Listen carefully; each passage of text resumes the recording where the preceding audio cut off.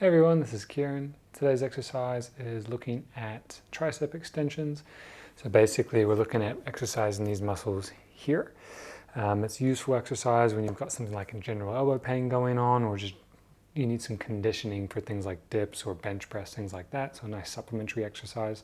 I'm going to go over some two-handed versions and some one-handed versions. So if you feel like some of those issues are things you need help with, then this will be a good exercise to check out.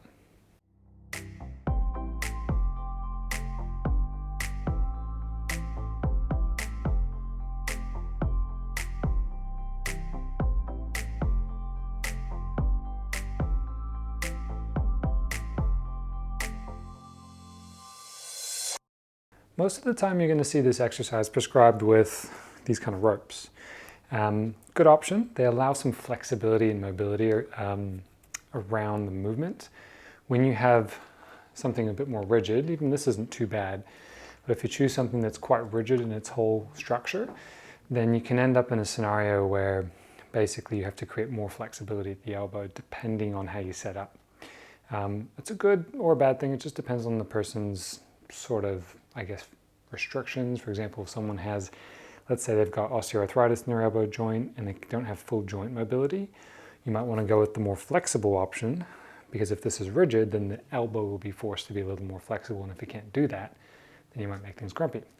So let's do a two-handed version first, and we'll just go over a couple sort of variations on how you might set this up. So a little more weight. Now, a couple things to think about.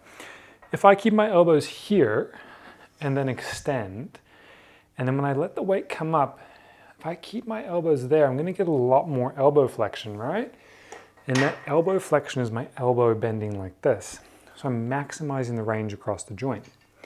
That's a bit different than if I go down and then when I come up, see how my elbow gets dragged forward, and it's actually my shoulders doing more of the work now? That's a little more lats. Now if I want to get my lats involved, I might as well just do a straight arm pull down. And of course, not just lats, you got other shoulder extensions as well. You do have the long-headed tricep, which is going to be a little bit more on the inside here. Some of your pec muscles help out with extension as well. And you got other stuff around the back of your shoulder. But focus on that tricep.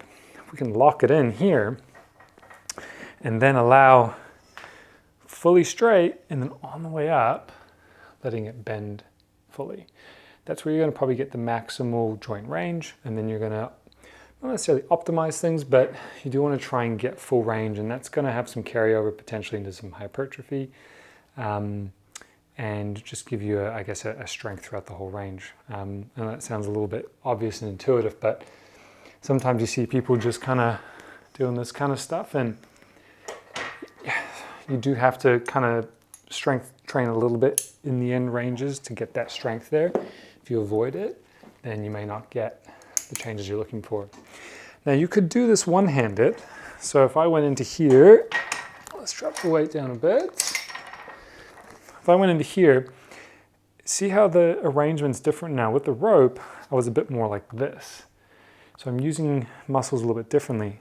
If I'm here, that's not a bad movement. It just changes how I'm using my wrist muscles. Whereas here, it's a bit of a different scenario.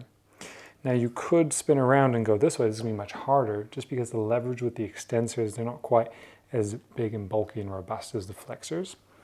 And that's a lot harder than if I just do pure flexion with my wrist. So using these guys at the front here.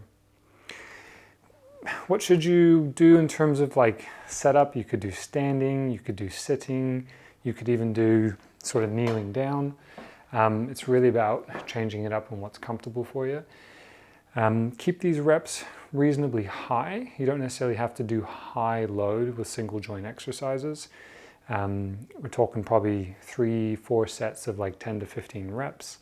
Trying to get a sense of fatigue, a sense of muscle close to failure. And that's going to stimulate a little bit more of that hypertrophy or muscle growth. And like I said, awesome supplementary exercise for dips, for any bench press, even pull-ups to a degree, just in terms of like balancing things out with all the sort of flexion going on through the biceps. And and then any general sort of elbow pain or elbow surgery, I'd be putting this into a regular program for at least 8 weeks. You could phase it that way, do a different variation then, maybe like a overhead dumbbell type thing for another 8 weeks, for 6 weeks, and then bring this back in. A couple times a year at least of probably doing this for 6 to 12 weeks, just to get that balance in your programming and the conditioning. So yeah, straightforward exercise. If you don't have access to these things, you can use a rubber band. And then of course there's other tricep variations as well with different pieces of equipment. I may or may not put some of those on the YouTube channel. Hope you found this helpful, a little shorter today, but straightforward exercise. Cool. Let me know in the comments below if you got any questions. If you like this video, then please hit like below. Otherwise, to check out more of our content in the future, you can subscribe to our channel by clicking our logo over here. And to check out our latest video, click up here.